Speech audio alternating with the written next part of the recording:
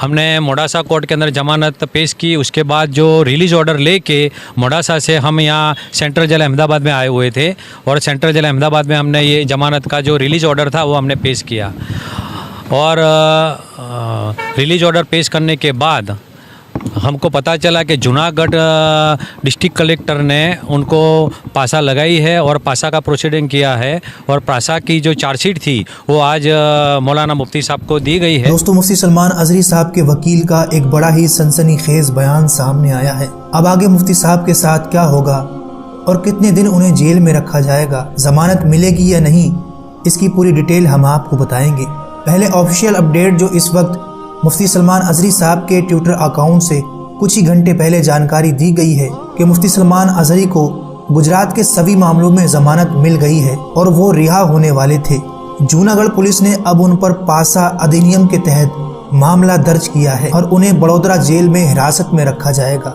ये जानकारी खुद मुफ्ती साहब के ऑफिशियल ट्विटर अकाउंट से दी गई है और इसमें बताया गया है कि कल मुफ्ती साहब जेल से रिहा होने जा रहे थे, लेकिन एक केस में जमानत मिलते ही दूसरी एफआईआर कर दी जाती है ताकि जेल से निकल ना पाएं। मुफ्ती साहब के वकील ने अपने इंटरव्यू में बताया कि हम कल रिलीज ऑर्डर लेकर मोडासा से अहमदाबाद सेंट्रल जेल पहुंचे और हमने उस जमानत का जो रिलीज ऑर्डर था वो पेश किया, लेकिन उनको पता चला कि जूनागढ़ डिस्ट्रिक्ट कलेक्टर ने मुफ्ती साहब पर पासा केस लगा दिया है। यानी अब यहाँ से समझें कि ये प्लानिंग पहले से ही कर रखी थी कि किसी भी हाल में मुफ्ती साहब को जेल से बाहर नहीं जाने देना है। कल काफ़ी तादाद में लोग मुफ्ती साहब को सेंट्रल जेल लेने के लिए पहुंचे थे, लेकिन जैसे ही उन्हें ये खबर मिली और मुफ्ती साहब को बड़ौदा जेल ले जाते हुए देखा तो सबकी आंखें नम हो गईं, सबके दिल मायूस थे और सबकी ज़बान पर यही सवाल था कि मुफ्ती साहब के साथ ये बहुत गलत हो रहा है। और इस वीडियो में आप देख सकते हैं कि जब मुफ्ती साहब को बड़ौदा सेंट्रल जेल ले जाया जा रहा है, कुछ ही दिनों में रमज़ान का मुक़द्दस महीना शुरू होने जा रहा है। क्या मुफ्ती साहब को रमज़ान के पहले बेल मिल सकती है या रमज़ान का कुछ हिस्सा भी बड़ौदा जेल में ही गुजारना पड़ेगा?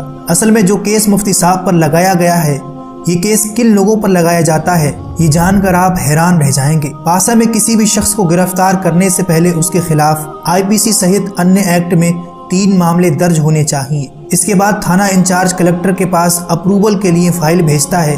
वहां से इजाज़त मिलने के बाद आरोपी को पासा के तहत गिरफ्तार कर लिया जाता है। यानी इनकी साजिश देखिए कि अभी मुफ्ती साहब को बेल मिली ही थी और जमानत होने ही वाली थी, लेकिन उन लोगों ने पहले से ही ये केस तैयार कर रखा था। और ये किन लोगों के ऊपर लगाया जाता है? जो ख़तरनाक क्रिमिनल हों, अवैध तरीके से शराब बेचने वाले पर, नशा करने वाले अपराधी पर और ट्रैफिक कानून तोड़ने वाले और ज़मीन संपत्ति हड़पने वाले पर। इन सब जराइम को रोकने के लिए ये पासा कानून एहतियातन इन जराइम को रोकने के लिए लगाया जाता है, जो कि मुफ्ती सलमान अजहरी साहब पर आयद किया गया। इनमें से कोई कैटेगरी मुफ्ती साहब पर मैच करती है? हरगिज़ नहीं। और इस पासा कानून के तहत मुफ्ती साहब को कम से कम 3 महीने की जेल हो सकती है। अब 7 दिन का टाइम है जिसमें पुलिस बताएगी कि ये एक्ट क्यों लगाया गया था। 7 दिन के अंदर पुलिस को ये जवाब देना होगा, वरना मुफ्ती साहब के वकील गवर्नमेंट के पास भी जा सकते हैं। बस दुआ करें अल्लाह कोई आसानी फरमाए और जल्द कोई ऐसा रास्ता निकल आए कि मुफ्ती साहब को जमानत मिल जाए। इस जानकारी को अपने तमाम दोस्तों तक ज़रूर शेयर करें ताकि लोग इस खबर से आगाह हो।